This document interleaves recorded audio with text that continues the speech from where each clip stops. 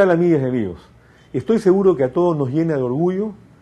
la actuación de nuestra compatriota, nuestra pequeña, aguerrida y corajuda compatriota Daisy Cuevas, cuando frente a nadie menos que la esposa del presidente de Estados Unidos le dijo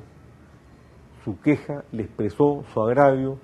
por el trato discriminatorio que su familia recibe en el estado de Arizona, en Estados Unidos. Arizona se ha convertido en un estado emblemático de la discriminación y de la política antimigratoria.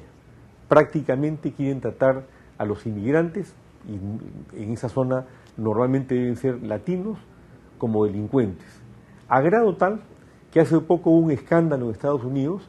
porque un equipo de vóley o de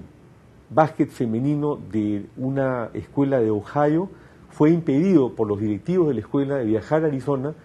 porque en el equipo habían dos chicas latinas que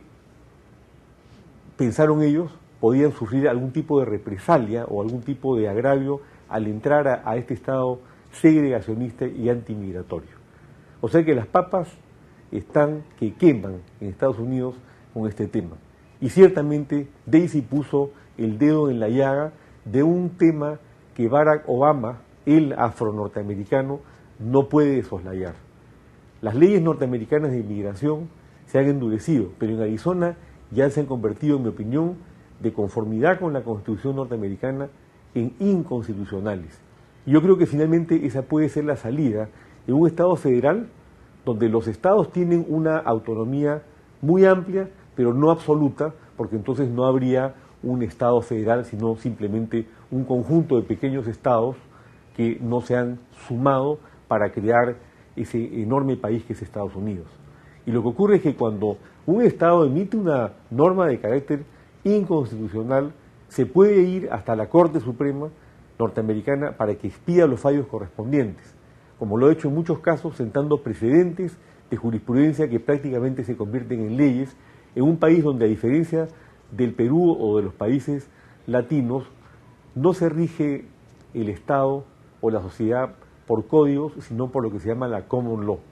Las leyes, la jurisprudencia, la doctrina son las que van sentando el marco societal. Yo no creo que Arizona al final, o el Estado hoy antimigratorio y neonazi de Arizona, o sus autoridades, se vayan a salir con las suyas. Yo creo que al final esto va a terminar en la Corte Suprema de Estados Unidos, que va a tumbarse esa legislación. Pero entre tanto, ya vemos que la madre de Daisy declara que su abogado le ha dicho que mejor no salga a la televisión y no haga ola sobre el tema, porque puede sufrir represalias de estos grupos antimigratorios que están imperando en ese estado norteamericano.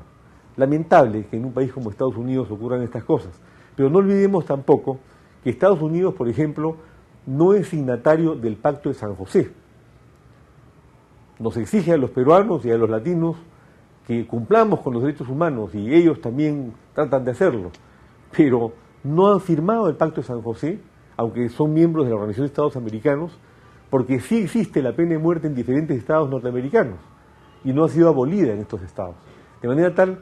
que ellos tienen también a veces una doble moral en el manejo de estos temas, que yo espero que no sea, y ni creo que así sea, compartida por un gobierno demócrata o democrático como el de Obama, que además es un hombre que se ha enfrentado ciertamente a la discriminación racial y que, como se lo pidió Daisy a su esposa, tiene que actuar en este caso con todas las armas de la ley para que Arizona no siga siendo un oscuro punto negro en el escenario de la geografía del país del norte.